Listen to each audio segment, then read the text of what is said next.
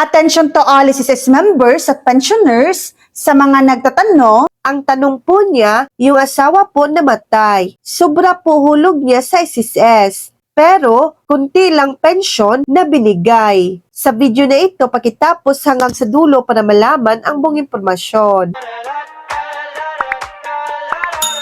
Bakit parang kaunti kahit maraming hulog? Narito ang mga dahilan at solusyon. Mga dahilan ng mababang pensyon. Una, salary credit ang basihan, hindi lang kabuuhang halaga, kahit maraming buwan, kung mababa ang kinikita o iniulat na sahod noon. Mababa ang average monthly salary credit, mababa ang kwenta. Pangalawa, may mga hulog na hindi na-post o nawawala. Madalas, ibinawas ng kumpanya pero hindi ipinadala o mali ang SSS number na ginamit. Ano ang pwede mong gawin? Una, i-check ang contribution record sa My.SSS app o website o sa branch. Tingnan kung kumpleto ang lahat ng hulog. Kung may kulang, hingin ang SSS Form R-5, R-3, payslip, resibo bilang patunay. Pangalawa, maghain ng reklamo, pumunta sa SSS branch, SSS number ng asawa, kopya ng claim computation, marriage contract, death certificate, patunay ng mga hulog, payslip, o remittance. So yan lang po ang latest update.